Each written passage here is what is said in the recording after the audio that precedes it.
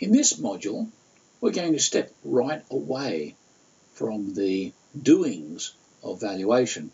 We're not going to be looking at valuing this or that, or studying further the mathematical intricacies of present values of future returns and how development land gets its value, all those things. We're not going to be talking about valuation at all necessarily. However, we're going to be talking about things which are extremely interesting and important to understand how value moves. To understand property markets, it's not enough to simply look at what the pattern was last week, last month, or even for the last 10 or 20 or 100 years. The important thing really is to understand how people treat property and how, to a large extent, the government supports the property rights that we buy and sell. And that is a very different question. It's not quite property economics, certainly not valuation per se, but it takes us right to the very heart of the problem of property. To give us the opportunity to understand that a little bit further, this week we're getting the opportunity for you to choose to read, and I'd like you to read at least one, but preferably all of the references that are suggested, and in fact any others that you find time for, on issues that have come up in property rights in Australia. We could really extend that to property rights globally. What we find is that property changes. Curiously, land doesn't change. Pretty much from the time white people arrived in Australia, there's been about as much land in Australia as there was 200 and something years ago. Land doesn't change. Property rights do. The right to remove certain minerals from the land certainly has changed. And it's one of the places where people don't own nearly as much as they think they do. The rain that falls on the land, the water, is a place where once we had a right to that gift of God, now we don't. It wasn't so long ago that the government was on the backs of farmers telling them to do all sorts of things for water conservation, to build dams and other means of capturing as much water on their land as possible. Now we're finding that farmers have to go through all sorts of hoops in order to get access to the water which they have a common law right to, riparian rights and so on. Water rights have changed quite radically. And with the change to water rights has been a total change in the valuation of rural lands. Water hasn't affected urban lands so much. Likewise, changes in the recognition of customary rights where they have survived, at least according to Western minds, the event of white colonisation. Property rights have changed. Property rights have changed as a result of Mabo and so on. And so we have a number of places where the whole institution of property has changed in your lifetime. I know the words say let's over the last couple of decades, but also over the lifetime of the people you know. While your generation has seen carbon property come and in fact go, it's also seen water property come and stay. Your parents' generation have seen environmental planning legislation arrive with a vengeance. It is in living memory that people, once they bought a block of land, were able to build pretty much whatever they wanted on it. Now we can't. And really that affects your highest and best use, so the value of the land has been affected by environmental planning legislation. Other legislation has also had a major effect. Environmental legislation is certainly one of the more evident ones. Now, buildings have to be green compliant, which means it costs a lot more for them to build, and realistically not very many tenants are going to take very much notice apart from the government. But we have to be green friendly on the assumption that somehow conserving water or electricity is going to somehow make life easier for our children's children.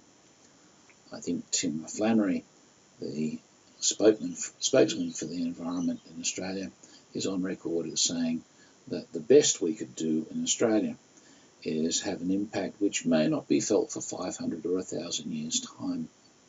So we have the Green Revolution perhaps making a difference, but not making a difference for another half millennia or more.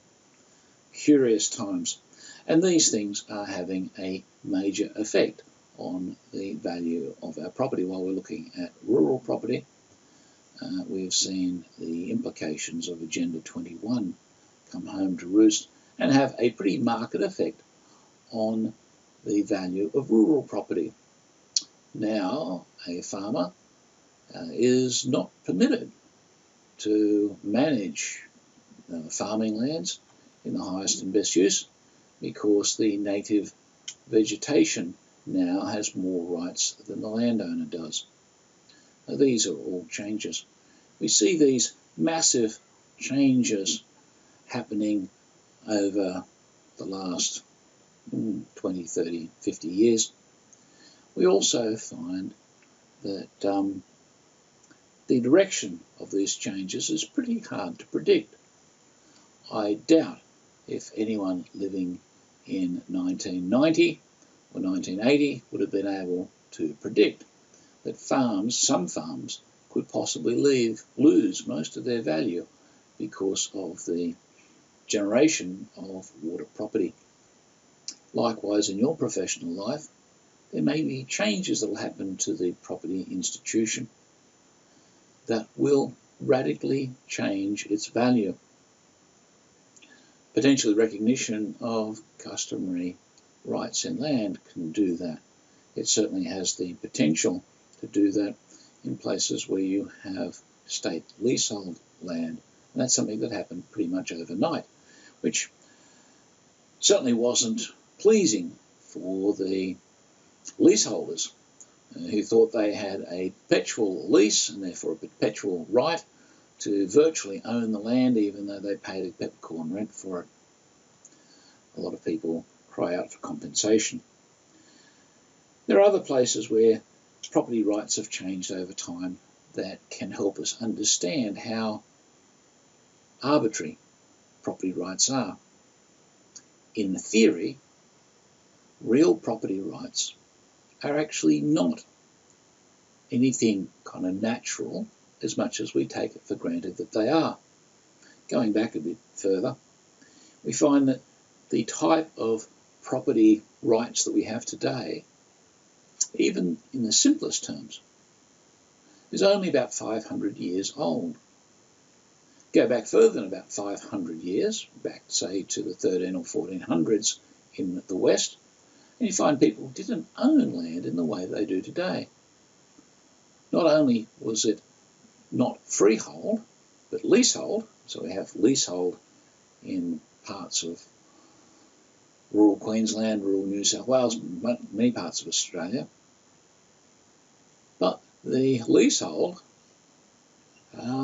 paid market rents to its owner, to the lords and so on. It had an elegant ability to support the government of the day and build lots of infrastructure and so on. But it was totally different to what we have in the 21st century.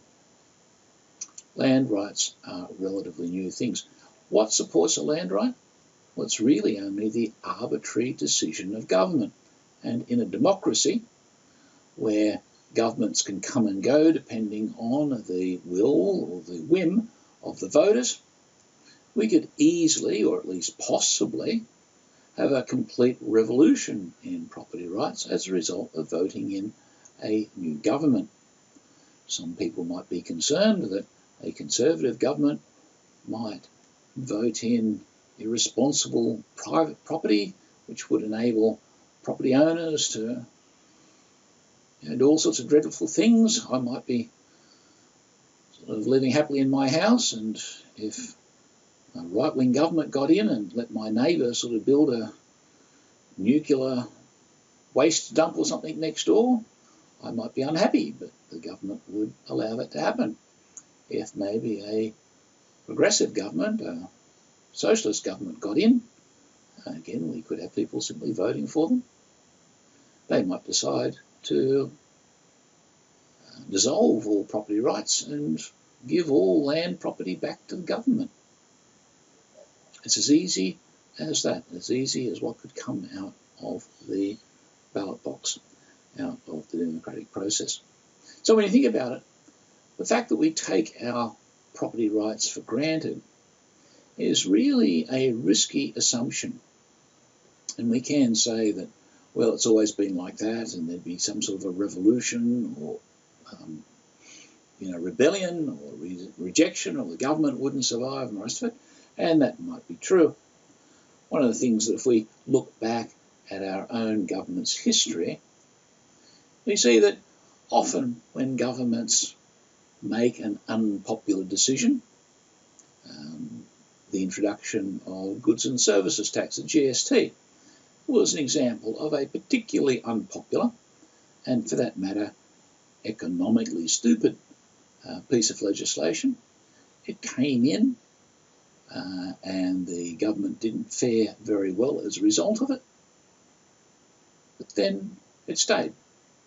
And now you have governments that are quite happy to support it and continue it, because after all, a tax has a wonderful ability to put money in the government's coffers, so they're not going to stop that tax which has been accepted. And so we see those kind of precedents in the United States. There was a pretty spectacular example of a change of property rights which resulted in enormous costs for an awful lot of private property owners. The socialisation, if you like, of a major property right. It happened in George Washington's time, or around, no, not George Washington's time, Abraham Lincoln's time. George Washington owned slaves. He had private property rights in other people's bodies. And that was considered to be quite a reasonable thing to do for an American. You have Lincoln come along, not just Lincoln, but a whole team of people that thought Lincoln was a reasonable leader. And Lincoln did what some people thought was popular and other people thought was not, and dissolved those property rights overnight, because there was an attitude and opinion in the majority of people in the United States, certainly the people that won the Civil War, and that property right changed pretty much overnight, and lots of property owners lost their property wealth. And you can say, well, slavery is not like private property. I would tend to agree. However, the average socialist would not. And all we need is 51% of people in Australia to think like socialists, and we could have that kind of a change. I'm not going to say that it's going to happen if you vote for a progressive party, simply that it could happen, it may happen, and it has happened in history before. The important thing for you as property economists is to be able to understand what's behind those things, not just the political rhetoric or maybe the one-liners that tend to pass for political debate in recent times, but really understand some of the deeper theory, to have really thought through what property means and how it benefits and burdens the people that are involved in it, either those who have the property rights or those they wish they did, and so on. And that comes back to our topic for this module. Okay. When you look at the readings, whether it be to do with water property or customary title or what have you, think a bit bigger than simply what it is saying to you about that particular issue. Think in terms of what, say, water property or carbon property could tell you about future changes in property rights and their implications, and for that matter, what their basis is. Is there really a sound reason for customary title? Now, we've dealt with that in a different module, but also looking at, say, the property right, the water property rights, or for that matter, think about the comparison between water property and environmental rights, or maybe even the slavery issue and so on. Try and give some thought to joining the dots. I won't say in a creative way, because that suggests that we're just making it up as we go along. But give thought to whether there is some underlying logic, some defensible reason behind the way that property rights work. The very foundations of what property is and what it means is a fabulously important thing. It's one thing to be able to say what, this house or that shop or that farm or what have you will sell for at auction in a month's time. Yes, okay, you can do that as a valuer. But to understand what the implication is of both the property rights that the government is willing to support, because after all, property rights are no more than what the government will support. But it's also useful to understand what the implications are for society. Is the particular regime of property that we have or that is being proposed something that genuinely is a benefit for society? So there's a lot to think about, and it doesn't stop with this module. In fact, one of the things which is very important is that this module is meant to get you thinking about the importance of reading and thinking about property all through your professional lives. One way or another, you folks are going to end up as being the experts, the authorities on property for the next 40 or 50 years perhaps, all through your professional life. People will come to you for answers not just as to what this property is worth, but also how should we feel about some innovation that the government's proposing. And that's something which is going to demand, really, that not only do you read articles similar to the few that we've put up as available here, but also as you go through your professional lives, you take the opportunities to keep up to date with what people are saying and thinking about and proposing in terms of changes, not just to the way that property is valued or the way that property is developed, but also to the very way that property rights are managed, because after all, that is really what is the foundation behind all of your property values.